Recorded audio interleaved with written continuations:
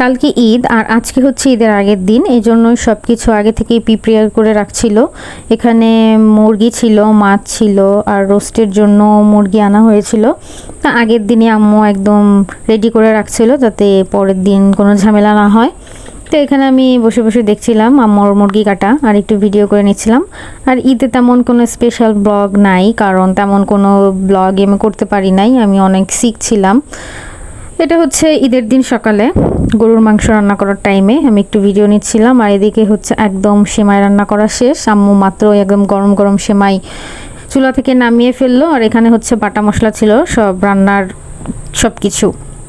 দেন সকালে খাওয়ার জন্য আম্মু পাস্তা রান্না করেছিল, পাস্তাটা অনেক মজা হয়েছিল। আর ঈদের জন্য তেমন কোনো স্পেশাল ব্লগের ক্লিপ আমি নিতে পারি নাই, অনেক জ্বর ছিল, অনেক বেশি অসুস্থ ছিলাম। মানে টুকিটাকি ঈদের দিন ঈদের পরের দিন মিলে একটা ব্লগ বানিয়েছিলাম। তো আমি পাস্তাটা খেয়ে নিচ্ছিলাম। আর এদিকে আমি বাজি ফাটানোর জন্য একদম রাস্তায় চলে আসি, আমি আর আমার কাজিন। আমার অনেক সাহস, আমি অনেক ভালোই এই বাজিগুলো ফোটাতে পারি, ও অনেক ভয় পায়।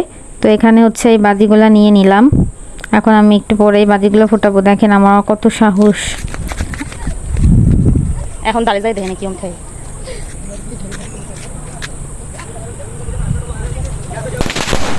তো এদিকে আমি একদম দৌড় দিলাম একদম ভয়তে বাজিগুলো ধরিয়ে দিয়ে। তারপরে দুপুরের টাইমে সবাই মিলে খাওয়া দাওয়া করতে বসলাম। আর গরুর মাংস, কোরবানি মানেই তো গরুর মাংস। গরুর মাংস কোরবানি ঈদের দিন থেকে শুরু হয়েছে, এখন পর্যন্ত কোরবানির মানে মাংসই খাইতে আসি, বা এই গরুর মাংস সব কিছুতেই গরুর মাংস। গরুর মাংস খাইতে খাইতে একদম কলিজাটাই মাংস হয়ে গেছে গরুর মাংস দিয়ে একদম। তারপর কি রোস্ট নিলাম, লেগ পিসটা নিলাম, সবসময় আমি লেগ পিসটাই খাই, তো লেগ পিসটা নিয়ে বসে গেলাম।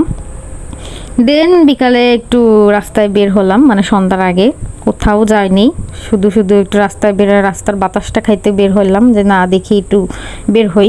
ওয়েদার দেখলাম একদম গোলাপি গোলাপি। তারপরের দিন আমরা ঘুরতে বের হইছি সবাই মিলে। কোথায় যাচ্ছি আমরা? মুমিন, এই মুমিন কোথায় যাচ্ছি? ঘুরতে ঘুরতে আমরা বিদেশে চলে যাচ্ছি গাইস, ওরা নাকি বিদেশে যাচ্ছে। আমরা আজকে একটা সুন্দর জায়গায় যাব। এই তো গোপালগঞ্জের সাইনবোর্ড আমরা ক্রস করলাম। এটা হচ্ছে মোল্লারহাট ব্রিজের নিচে একটা নদীর পাড় আছে, মানে ওই নদীর পাড়ে অনেক সুন্দর একটা জায়গা। দুর্ভাগ্যবশত ওই দিন বাতাস ছিল না। এটা হচ্ছে নাবিদের ফ্রেন্ড।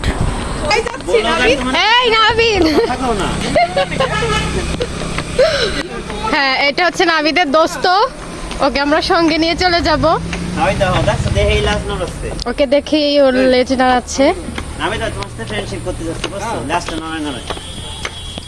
এই যে আমাদের সাঙ্গপাঙ্গ, এই যে ওই যে একজন, এই যে একজন, এই যে একজন, এই যে আমরা যাচ্ছি হেঁটে হেঁটে গ্রামের মধ্যে দিয়ে হেঁটে যাচ্ছি পথ ধরে। এইখানে হচ্ছে গোবরের আস্তানা, ছোট্ট একটা খাল, এই খালে অনেক মাছ পাওয়া যাবে গাইস।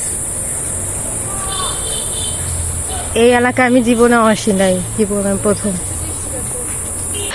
কাদের কাছে যেন সোলম শিব, শিব দেখুন কত বড় শিব।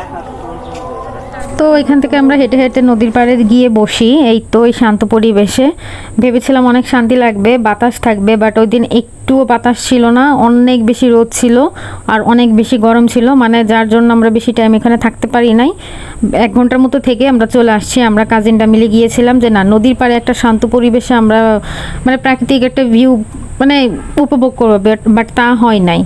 আমরা এখানে বসছিলাম, ভাই এত গরম, মনে হচ্ছিল যে গরমে মরেই যাব। তারপরে কি এখানে বসে একটুখানি থেকে সন্ধ্যার আগে আমরা চলে আসছিলাম। মুমিনের অবস্থাও খারাপ একদম, গরমে মুমিনও শেষ। তো আজকের ব্লগটি এই পর্যন্তই।